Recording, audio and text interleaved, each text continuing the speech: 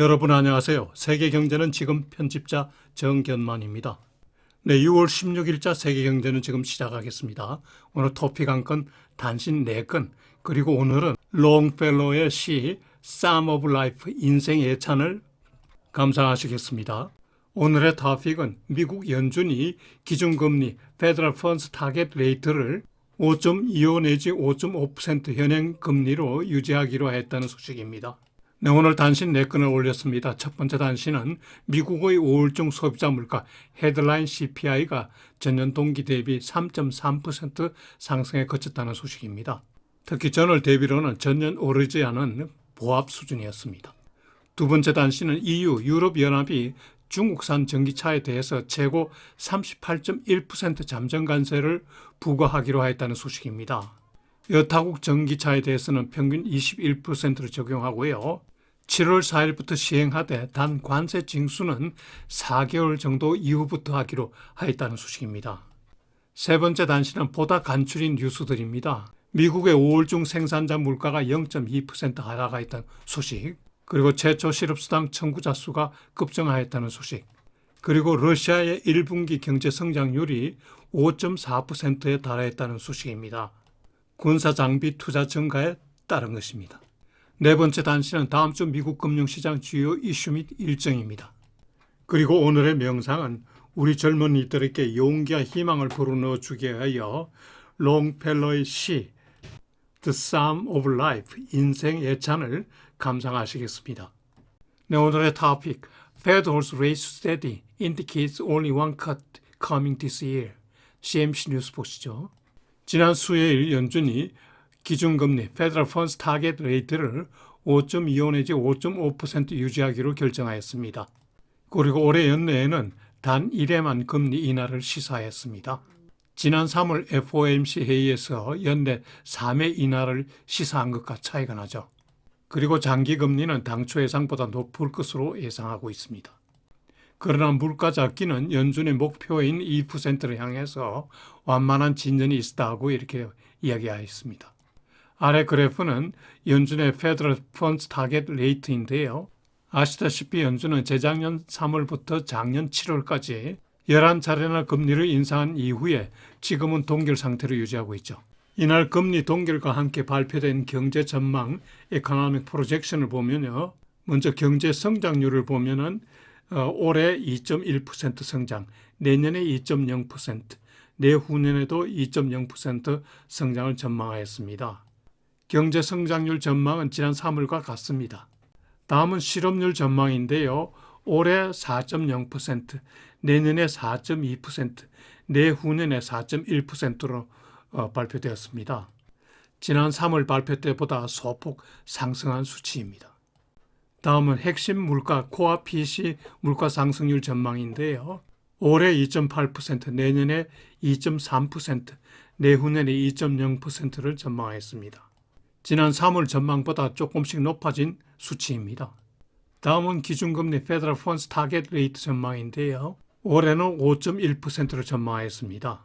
현재 5.25 내지 5.5%니까 연내에 0.25% 한 번 정도 내릴 수 있다는 거죠. 지난 3월 전망치인 4.6%보다 0.5%포인트 높습니다. 내년 말에는 4.1%를 전망하네요. 그리고 내후년에는 3.1%를 전망했습니다. 네, 다음은 도트 플로트, 점도표의 내용 분석입니다. 도트 플로트는 19명이 참가하는데요. 보드 멤버 7명, 12개 그 지역 디스트릭트 뱅크 총재 12명, 합계 19명이 각자 그 시기별로 자신의 그 금리 전망을 점으로 표시한 것입니다. 이 점도표를 보면은 금리 인하 예상 시기가 늦어지고 있다는 걸 볼 수 있고요. 즉 지난 3월 전망에서는 올해 3회 인하가 예상되었는데 이번에는 올해는 한 번, 그리고 내년에는 4번 금리 인하할 것으로 전망되었습니다. 그리고 코어 PC 물가 상승률도 그 전망이 높아졌습니다. 특히 4명은 올해 중에 금리 인하가 전혀 없을 것으로 판단하였습니다. 시장에서 연준의 그 금리 정책 방향을 판단할 때 이 도트 플로트 점도표를 많이 분석하죠. FOMC 회의 결과에 대한 시장의 반응은 주가 상승 그리고 국채 수익률 하락으로 나타났는데요. 주가의 경우 그 다소 호키시한 그 FOMC 회의 결과에도 불구하고 물가 잡기에 추가 진전이 있었다는 표현, 그리고 내년에 공격적 금리 인하가 예상된다는 점이 반영되었고요. 이에 따라 S&P 500 지표는 신기록을 갱신하였습니다. 국채 수익률의 경우에 그 CPI 둔화 소식 그리고 재무성의 국채 발행 축소 소식에 힘입어서 수익률이 하락하였습니다. 네, 다음 FOMC 스테이트먼트, FOMC 성명서 전문에 나오는 FOMC 스테이트먼트 성명서 전문입니다.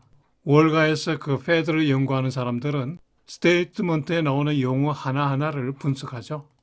그런데 스테이트먼트 내용에 변화되는 부분이 매우 적기 때문에 비교가 쉬운 편입니다. 비교는 쉽지만 그러나 그 내용의 분석은 쉽지 않죠.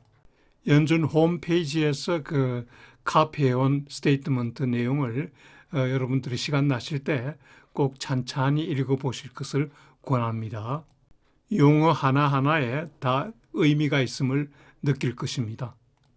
FOMC 스테이트먼트 원문은 한 페이지로 되어 있습니다만은 유튜브 화면상으로 보기 쉽게 두 페이지로 나눴습니다. 그리고 성명서 맨 아래 문장을 보면요. 이번 금리 결정에 찬성한 사람과 반대한 사람을 표시하는데요. 이번 회의의 경우 반대자는 없고 멤버 12명 전원이 찬성표를 던졌네요. FOMC 회의 멤버는 보드 멤버 7명, 연준 뉴욕 총재 1명, 나머지 11개 디스트릭트 뱅크의 그 총재 중에서 매년 돌아가면서 선임된 4명, 도합 12명입니다. 네, 이 테이블은 이코노믹 프로젝션 경제 전망인데요. 보드 멤버 7명 그리고 디스트릭트 뱅크 총재 12명 모두 19명이 각자 그 경제 성장률이라든가 실업률 그리고 물가 상승률 등에 관해서 자기 표를 던진 것을 중위수를 낸 것입니다. 메디안을 구한 거죠. 여기에 이제 경제 성장률, 실업률, 그리고 물가 상승률, 그리고 금리 등이 이제 그 표가 나오고 이 결과가 신문에 나오는 거죠. 월스트리트의 그 소위 페드 워처들은 이 표를 보고 연준의 정책 방향을 대략 분석하는 거죠. 이 표는 금리 수준별로 그리고 연도별로 각자 그 자기 표를 던진 것입니다. 올해를 보면 5.375%의 4명, 그리고 5.125%의 7명, 4.875%의 8명이 투표를 하였습니다. 네, 이 표는 GDP에 대한 연도별 각 의원들의 그 의견입니다.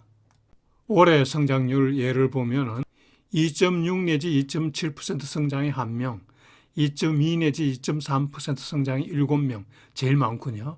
그 다음에 2.0에서 2.1이 6명, 1.8에서 1.9가 2명, 1.6에서 1.7% 성장이 2명, 1.4에서 1.5% 성장이 1명으로 나타났습니다.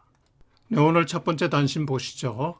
미국의 5월중 소비자 물가 헤드라인 CPI가 전년 동기 대비 3.3% 상승세로 나타났습니다. 전월에 대비해서는 플랫, 즉 보합이라는 것입니다. 전혀 상승이 없었네요. 시장 예상으로는 전년 동기 대비 3.4% 상승, 전월 대비해서 0.31% 상승으로 전망했는데요. 이 시장 예상보다도 0.1%포인트씩 하향한 거죠. 아래 왼쪽 그래프는 전년 동월 대비 그 CPI 상승률 변화분이고요. 그 오른쪽 그래프는 전월 대비 CPI 상승률입니다. 전월 대비 소비자 물가가 과거에 쭉 0.2 내지 0.3% 이렇게 꾸준히 상승해 오다가 지난달에는 보합으로 끝났습니다. 한편 그 식료와 에너지를 제한 코어 CPI는 전년 동기 대비 3.4% 상승세로 나타났습니다. 전월 대비로는 0.2% 상승하였죠. 지난달에 에너지 부문이 많이 하락하였기 때문에 코어 CPI는 상승세로 나왔습니다. 핵심 소비자 물가도 시장 예상보다 각각 0.1%포인트씩 하회하였습니다. 지난달에 소비자 물가가 많이 안정된 거죠. 5월에 에너지 물가가 2% 하락하였는데요. 특히 그 자동차 가스는 3.6%나 하락하였습니다. 국제유가 하락에 따른 거죠. 시장 반응을 보면 물가 상승률 둔화로 중장기적인 금리 인하 가능성이 높아짐에 따라서 주가는 크게 상승하고 국제 수익률은 하락을 지속하였습니다. 페드가 내년에 4차례나 금리 인하를 시사했기 때문에 주식시장에서는 장기 호재가 될 것 같군요. 최근에 너무 많이 올라서 부담스럽기도 하고요. 네, 오늘 두 번째 단신은 EU 유럽연합이 중국산 전기차에 대해서 최고 38.1%의 그 잠정 관세를 부과하기로 하였다는 소식인데요. 기업별로 세율이 따로 결정된다고 하는데 BYD의 경우에는 17.4%, 진리는 20%, 그리고 싸익은 38.1% 최고 세율이 결정되었다고 합니다. 여타국 전기차에 대해서는 평균 21%를 적용하겠다고 하는데 한국차에 대해서는 얘기가 없습니다. 7월 4일부터 그 새로운 관세율이 적용 시행되는데요. 그러나 최종 관세율은 4개월 후에 기업별로 결정된다고 합니다. 따라서 관세 징수도 최종 세율 결정 후에 하게 된다고 하네요. 중국 정부는 즉각 반박에 나섰는데요. EU가 공정을 명목으로 불공정 보호 무역 조치를 하고 그리고 지구 환경 보호에도 역행하는 조치를 하였다는 겁니다. 세계 전기차 업계는 현재도 그 예상의 전기차 수요 감소로 고통을 겪고 있는데 이 조치로 더 고전하겠군요. 네, 더욱 더 짧게 간추린 뉴스 몇 가지 보시죠. 먼저 미국의 5월중 생산자 물가 PPI가 전월 대비 0.2% 하락한 것으로 나타났습니다. 시장 예상으로는 0.1% 상승할 것으로 보았는데 0.2% 하락하였습니다. 특히 에너지 도매 가격이 4.8%나 하락하였는데요. 원유 가격 하락 덕택이죠. 식품 도매 물가도 0.1% 하락하였습니다. 생산자 물가는 향후 소비자 물가에도 영향을 주기 때문에 물가 하락세가 진전될 것으로 보이네요. 네, 다음은 주간 최초 실업수당 청구자 수가 24만 2천 명으로 크게 증가했다는 소식인데요. 작년 8월일의 최대 수치입니다. 최초 실업수당 청구자 수 증가가 다음 달 그 실업률에 어떻게 반영될지 살펴봐야겠군요. 네, 다음은 러시아 경제 관련 소식인데요. 러시아 경제가 지난 1분기에 5.4% 성장한 것으로 나타났습니다. 연율입니다. 미국 등 서구의 경제 제재에도 불구하고 러시아가 이렇게 성장한 주요인은 군사 장비 그리고 무기에 대한 투자가 증가했기 때문인데요. 그러나 러시아의 고성장 지속 가능성에 대해서는 의문이 제기되는군요. 군사 장비 투자의 그 수익성이 낮고 그리고 물가가 많이 올랐기 때문입니다. 1분기 중 GDP 디플레이트가 13.4%에 달하네요. 네 번째 단신, 미국 금융시장 주요 이슈 및 일정표 보시죠.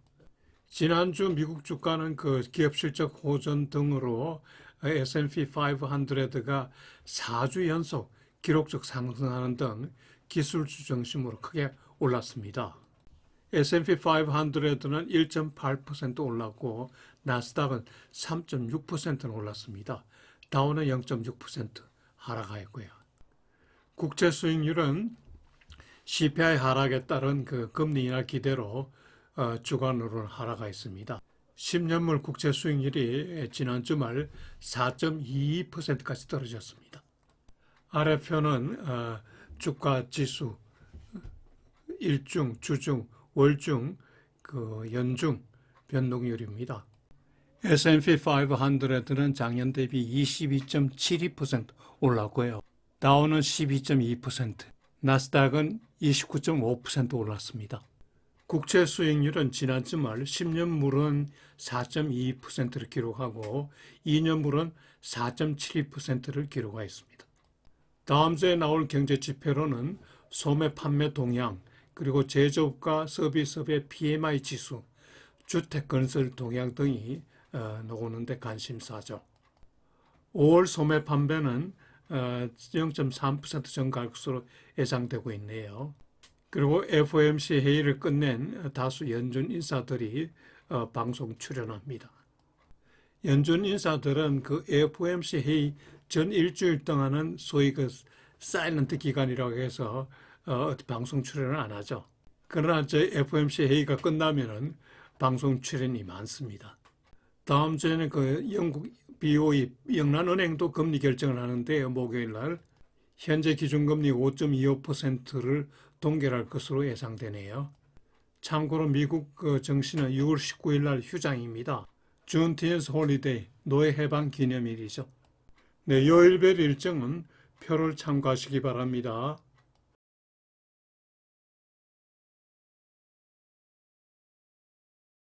네, 오늘의 명상 시간에는 롱펠로의 시 The Psalm of Life 인생 예찬을 감상하시겠습니다. 현실이 힘들다고 생각하는 젊은이들이 인내심을 키우고 용기를 내는 계기가 되기를 기원합니다.